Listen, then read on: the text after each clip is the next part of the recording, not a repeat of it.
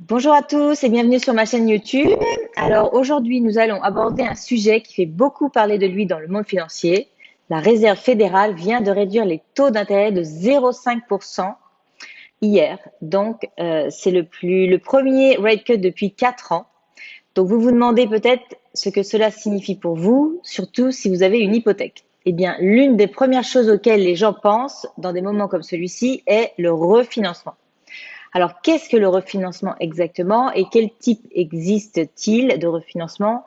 Donc, c'est ce que nous allons voir dans cette vidéo.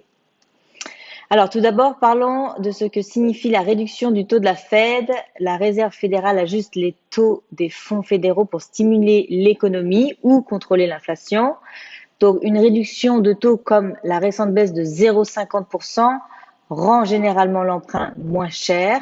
Cela concerne tout, que ce soit des cartes de crédit, aux prêts automobiles et bien sûr les hypothèques. Alors, qu'est-ce que le refinancement? En termes simples, refinancer votre hypothèque signifie remplacer votre prêt existant par un nouveau, généralement avec des meilleures conditions. Lorsque la Fed réduit les taux, les taux d'hypothèque ont tendance à baisser, ce qui peut en faire un moment intéressant pour refinancer. L'objectif est d'économiser de l'argent, donc que ce soit par un taux d'intérêt plus faible, des paiements réduits ou en raccourcir la durée du prêt. Alors, donc voyons maintenant les différents types de refinancement. Donc, il en existe généralement trois principaux. Le premier, c'est le refinancement du taux et de la durée. C'est le type de refinancement le plus courant. Il s'agit de changer le taux d'intérêt, la durée du prêt ou les deux. Le but ici est de réduire vos paiements mensuels ou les intérêts totaux payés sur la durée du prêt. Par exemple, si vous avez 20 ans restants sur votre hypothèque et que les taux baissent de manière significative, vous pourriez refinancer pour un nouveau prêt de 20 ans à taux plus bas. Ou alors prendre un amortissement à 30 ans pour réduire fortement vos mensualités en plus du taux d'intérêt plus faible. Ensuite, refinancement numéro 2, c'est celui avec encaissement, aussi appelé en anglais le cash out refinancing. Donc, dans ce cas, vous contractez un nouveau prêt plus important que le solde actuel. Et donc, la différence entre le nouveau prêt et votre solde actuel vous est versée en espèces. Donc, les personnes utilisent cette option pour puiser dans la valeur nette de leur maison, pour soit acheter une nouvelle propriété d'investissement, par exemple, ou faire des améliorations dans leur maison, ou pour rembourser des cartes de crédit avec des taux d'intérêt élevés.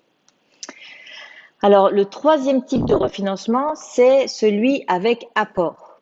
Donc, c'est l'opposé du refinancement avec encaissement. Vous apportez de l'argent supplémentaire pour réduire le solde du prêt. Donc, cela peut être bénéfique si vous souhaitez éliminer l'assurance PMI, si vous en avez une par exemple, ou bien réduire vos paiements mensuels en abaissant votre ratio prêt-valeur. Alors, devriez-vous refinancer? Eh bien, ça dépend.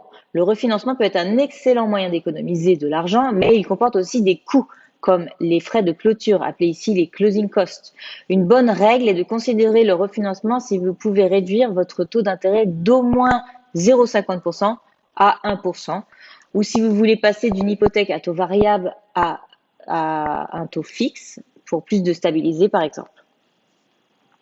En résumé, la récente réduction du taux de la Fed pourrait être une excellente occasion de refinancer et de profiter des taux d'intérêt plus bas. Mais il est crucial de peser le pour et le contre et de considérer vos objectifs financiers à long terme. Si vous envisagez le refinancement, il peut être utile de parler avec un conseiller hypothécaire comme moi. Voilà, je suis disponible pour répondre à vos questions. Alors, si vous avez trouvé cette vidéo utile, n'oubliez pas de liker, de vous abonner et d'activer la cloche de notification pour plus d'informations financières. Si vous avez des questions sur le refinancement, vous pouvez me joindre directement ou poser vos questions dans les commentaires. Et merci d'avoir regardé cette vidéo et on se retrouve dans la prochaine vidéo. Au revoir.